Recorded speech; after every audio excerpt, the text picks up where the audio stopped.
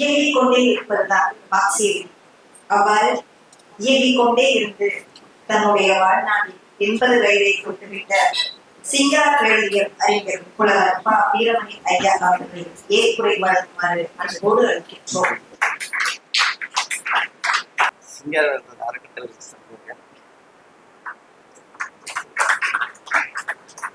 பெருமதிப்பிற்குரிய நண்பர்களே, தோழர்களே, அனைவருக்கும் என்னுடைய நெஞ்சார்ந்த நன்றியினை தெரிவித்துக் கொள்ளுகின்றேன். முதலில் நன்றி சொல்லத்தக்கது யார் என்றால், நம்முடைய மொழித்துறையிலும் இலக்கிய துறையிலும் இருக்கின்ற மாணவர்களுக்கு தான் முதலில் நன்றி சொல்லுகிறார்கள். இத்தனை மணி நேரம் பொறுமையாக இருந்து இந்த உரையை கேட்டு கொண்டிருக்கின்ற உங்களுக்கு என்னுடைய மகிழ்ச்சியையும் நன்றியையும் தெரிவித்துக் கொண்டிருக்கிறேன்.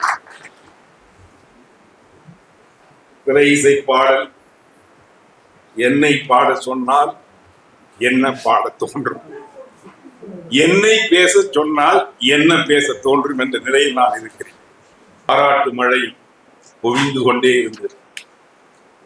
மழை பொழிந்து கொண்டே இருக்கும், உடல் நனைந்து கொண்டே இருக்கும், எண்ணம் வழிந்து வழிந்து உள்ளம் நிறைந்து நிறைந்து உயிர் துடித்துக் கொண்டே இருக்கும், உள்ளம் துடித்துக் கொண்டே இருக்கும் என்ற நிலையில் நான் இருக்கிறேன். இந்த நிலையில் பல்கலைக்கழகத்தில் 80ஆம் ஆண்டு விழாவினை முன்னிட்டு இப்படி ஒரு விழாவை எடுத்திருப்பது என்பது சாதாரணமானது அல்ல. மிக மிக பாராட்டத்தக்க, வரவேற்கத்தக்க, பின்பற்றத்தக்க ஒரு செயல் என்றுதான் நான் சொல்லுவேன்.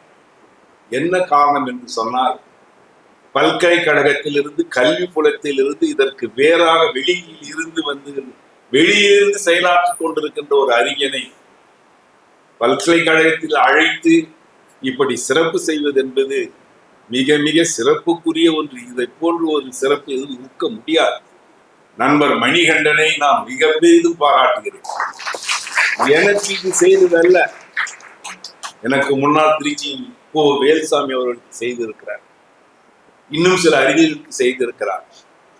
வேல்சாமி அவர்கள் மிகச்சிறந்த அறிஞர், மிக அரிய நூல்கள் எல்லாம் அவரிடத்தில் இருக்கின்றன, மிகச்சிறந்த ஆய்வாளர். அவர் ஒன்றும் பெரும் பேச்சாளர் அல்ல, மிகச்சிறந்த ஆராய்ச்சியாளர், அரிய தரவுகள் அவருடைய கையில் இருக்கின்றன. அப்படிப்பட்ட மனிதர்களை தேடி பிடித்து பாராட்டுவதுதான் மிகப்பெரிய பாராட்டு. மார்க்ஸ் ஒரு காலத்தில் ஜெர்மானிய பல்கலைக்கழகத்தை பார்த்து சாட்டை அடி அடித்தார். ஜெர்மானிய பல்கலைக்கழகத்தில் இருக்கின்ற பேராசிரியர்கள் செருப்பு தைக்க கூட லாயக்கற்றவர்கள். The cobbler Jacob Boehme was a great philosopher, but many a philosopher of refuge is a great cobbler. Jacob போம் தலை சிறந்த தத்துவ ஞானி, ஆனால் ஜெர்மானிய பேராசிரியர் பல சிறந்த செருப்புகளை தான் தைத்துக் கொண்டிருக்கிறார். கல்வி புலத்தின் மீது அவருக்கு அவ்வளவு கோபம் இருந்தது. டேகார்ட் சொல்லுவார், அறிவு என்பது கல்லூரியிலும் பள்ளியிலும் மட்டும் தேங்கி இருக்கவில்லை, அது வீசுகின்ற காற்று போன்று அலைந்து கொண்டிருக்கிறது. அந்த காற்றை உக்கிரகித்து சிந்திக்க வேண்டும். அப்படி சிந்தனை செய்வதற்கு கல்வி புலத்துக்கு அப்பாலும் மனிதர்கள் இருக்கிறார்கள். அப்படி இருக்கிறார்கள் என்பது அவர்களை பாராட்டும். அப்படிப்பட்ட ஒரு பாராட்டை நண்பர் மணிகண்டன் செய்திருக்கிறார். நான் ஒன்று சொல்லுவேன், பாகிஸ்தானுடைய மிகப்பெரிய ஒரு பிரதமர், பங்களாதேஷனுடைய பிரதமர், மேற்கு வங்கத்தினுடைய முதலமைச்சர், அந்த பெரிய கவிஞன் தாகூரே அவரை பார்த்து, இவரை போன்று என்னால் எழுத முடியவில்லை என்றால், ஏழைகளுக்கு இறங்கி இவரை போல் என்னால் எழுத முடியவில்லை என்று சொன்னார். அப்படிப்பட்ட பெருங்கவிஞன் நஸ்ருல் இஸ்லாம். அந்த நஸ்ருல் இஸ்லாம் பங்களாதேசத்தில் பிறந்தவர், கடைசி காலத்தில் கல்கத்தாவில் வாழ்ந்தவர். வாழ்ந்து கொண்டிருக்கிற போது பைத்தியம் பிடித்து விட்டது. பைத்தியமாகத்தான் அந்த மனிதர், அந்த அரிய மனிதரை பைத்தியம் பிடித்ததினால் அவரை விட்டுவிடவில்லை. எந்த தாவூர் சொன்னாரோ அவர் போற்றக்கூடிய ஒரு அருமையான கோயில் மஸ்ருல் இஸ்லாமை அழைத்து ஜோதிபாஸ் எடுத்த முயற்சியின் காரணமாக கல்கத்தாவில் பாகிஸ்தான் அதிபரும் பங்களாதேஷ் அதிபரும் ஜோதிபாசும் சேர்ந்து அவருக்கு பாராட்டு நடத்தினார். அந்த பாராட்டை கேட்பது உணர்வதற்கு அவருக்கு சக்தி இல்லை. அரங்கி கொண்டு வந்து உட்கார வைத்தார்கள். ஏதோ குழந்தை போன்று பதற்றிக் கொண்டு. இதில் ஒன்று நீங்கள் கவனிக்க வேண்டும், ஒரு சிறந்த அறிஞன் எந்த நிலையில் இருந்தாலும் பாராட்டப்பட வேண்டும்.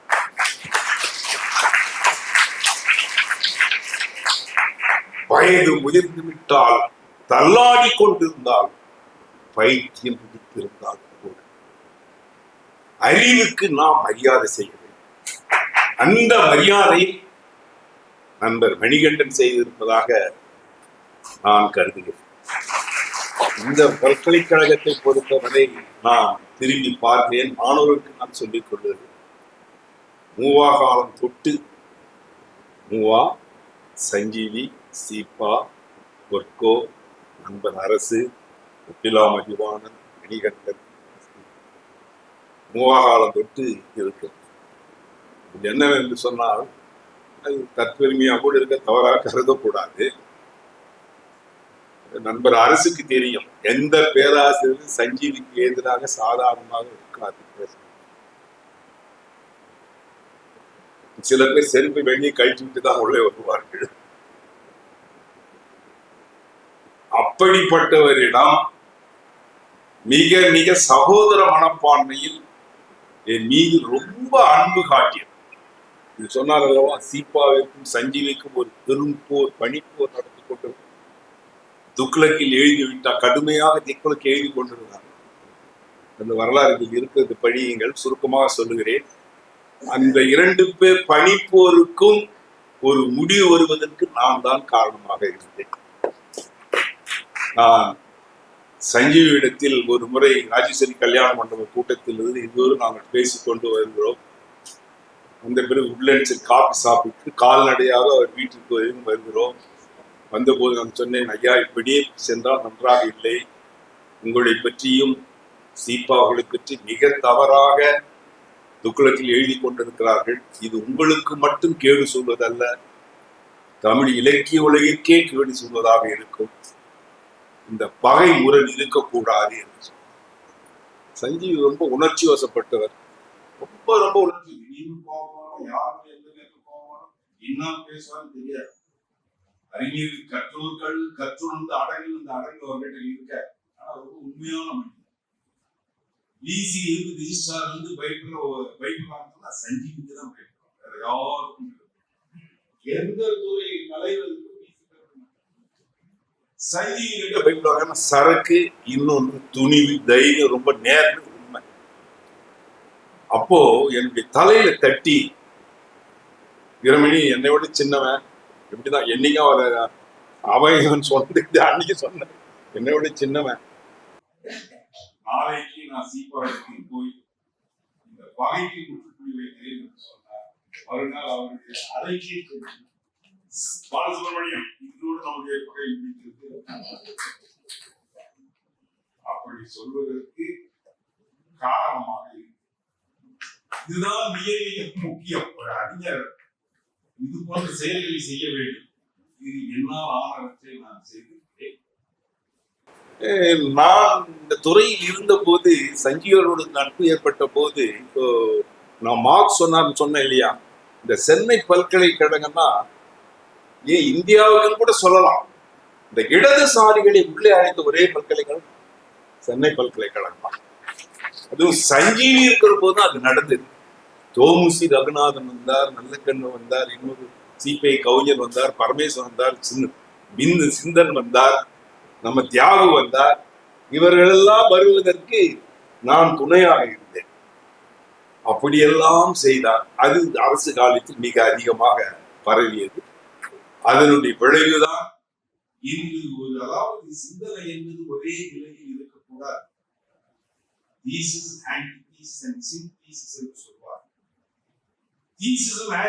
ஒன்றோடு ஒன்று போராடினால்தான் அடுத்து ஒரு முடிவு கிடைக்கும். அதற்கு வருவதுதான் நீதி என்பதை போன்று நீதி அப்போதுதான் கிடைக்கும்.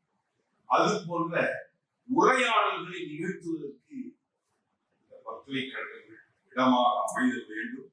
அந்த வகையில் அந்த மணிகண்டன் அவர்கள் சிறந்த பணியை செய்திருக்கிறார்கள். எனக்கு மிகப்பெரிய சிறப்பு என்னவென்றால், எனக்கு கூச்சமாக இருந்தது. நண்பர் அரசு இருக்கின்ற போது இங்கு நடக்கின்ற விழாக்களுக்கு எல்லாம் ஏதாவது ஒரு விருந்திற்கு சார்பு என்றால் அவரை விட மூத்த பேராசிரியர் இருப்பார்கள். அவரையெல்லாம் விட்டு விட்டு என்னை கூப்பிடுவார். எனக்கு வெக்கமாக இருக்கு. ஒரு தடவை அடித்தால் பரவாயில்லை, பல முறை தவறை அவர் செய்திருக்கிறார். அதே தவற்றை நண்பர் மணிகண்டன் தொடர்ந்தார்.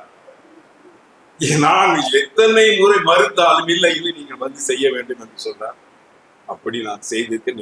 காட்டி இந்த அன்பிற்கு நான் இன்னும் மேலும் மேலும் மேலும் உழைக்க வேண்டும், உழைப்பேன். நேரத்தில் இன்னொன்று, டாக்டர் மூவாவரிடத்தில் அவருடைய அறையில் எல்லாம் வந்து பேசி சென்று போவார்கள். அவர் அறையில் சிற்றுண்டி கொடுத்து விருந்தளித்த ஒரு சிலர் அவருடைய அட்டங்களாக இருந்த சங்கரனுக்கு முன்னால் ஒருத்தர் இருந்தார். சங்கரன் வந்து திமுக ஆலயத்தில் முன்னால் ஒருவர் இருந்தார். அவரே ஒரு முறை இருந்தார். ஐயா இங்க வரும்போது தான் ஐயா ஏதாவது சிற்றுண்டி மக்கள் தூக்கி வாரி போட்டு அப்படி ஒரு அன்பு காட்டிய ஒரு பல்கலைக்கழகம். இதுதான் என்னுடைய அறிவார். தாய் வீடு, தந்தை வீடு, அறிவு வீடு, இந்த மூன்றும் சேர்ந்துதான் இந்த பல்கலைக்கழகம். இது நான் படித்து தேர்ந்தேன் என்பதை காட்டிலும் இது என்னை பல நிலைகள் வளர்த்து எடுத்திருக்கிறது. இந்த வளர்த்து எடுத்திருப்பதற்கு ஒரு நன்றியை நான் செலுத்துவதற்காக காணிக்காக கேட்டேன். தாயமான் அரவாணன் அவர்கள் வந்திருக்கார், பார்த்தேன், வந்திருக்கிறாங்க. இந்த மலருக்கு கட்டுரை எழுதிய போது, கட்டுரைகள் கேட்ட போது முதல் கட்டுரை அரவாணன் கட்டுரை தான் வந்தது. அவருடைய கட்டுரை தான் முதல் கட்டுரை வந்தது. எந்த மேடை இருந்தாலும் அவர் எங்கிருந்தாலும் என்னை குறிப்பிடாமல் இருக்க மாட்டார். இந்த அம்மையார் எல்லா கூட்டங்களிலும் சொல்லுவார்கள். அப்படி இவருடைய அன்பை எல்லாம் பெற்ற ஒருவனாக நான் இருப்பதில் மிகப்பெரிய மகிழ்ச்சி அடைகிறேன். நான் உழைப்பேன், இன்னும் எழுதுவேன், எழுதி கொண்டே இருப்பேன். இருக்கின்ற மாணவர்கள் உங்களை காலத்தை வீணாக்காதீர்கள், முயற்சி செய்யுங்கள், முயலுங்கள், முயலுங்கள், முயலுங்கள், தேடுங்கள், தேடுங்கள், தேடிக்கொண்டே இருங்கள். வாழ்க்கை என்பது ஒன்றோடு நின்றுடையதல்ல. நாம் நம் வீடு, மனைவி, மக்கள் என்று நாம் சமுதாயத்திற்கும் பிறந்திருக்கின்றோம் என்ற ஒரு எண்ணம் நமக்கு வேண்டும். அந்த எண்ணத்தில் நாம் எல்லோரும் வாழ வேண்டும் என்று கூறி இந்த விழாவினை மிகச் சிறப்பாக செய்த அந்த மணிகண்டன் நன்றியை தெரிவித்துக் கொண்டு விடைபெறுகிறேன்.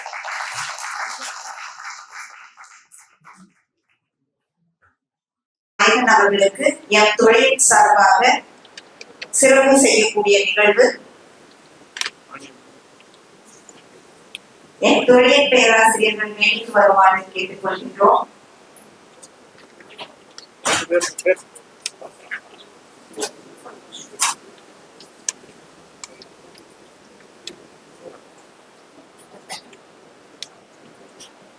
அப்படியே அந்த பக்கம் அம்மா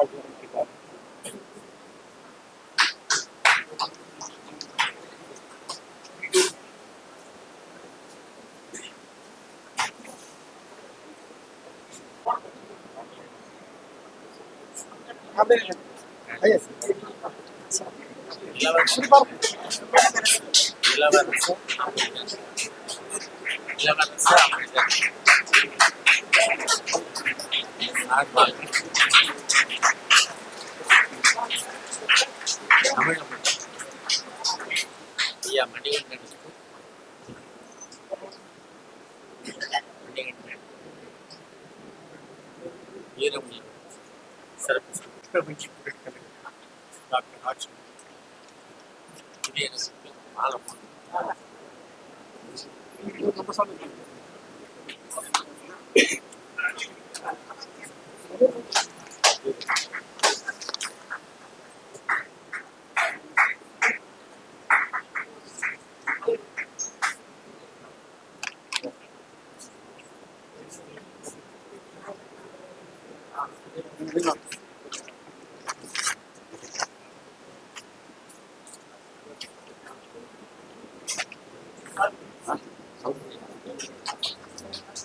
மாலை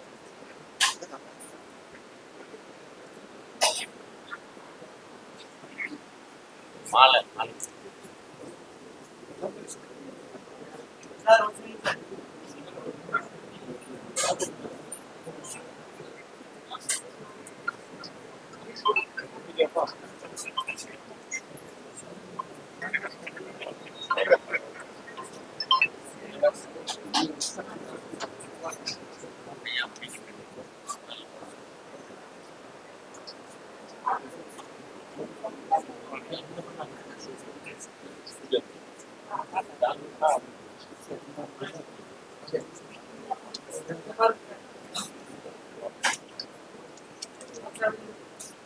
ஐயா முடிக்க வைக்கணும் மாலை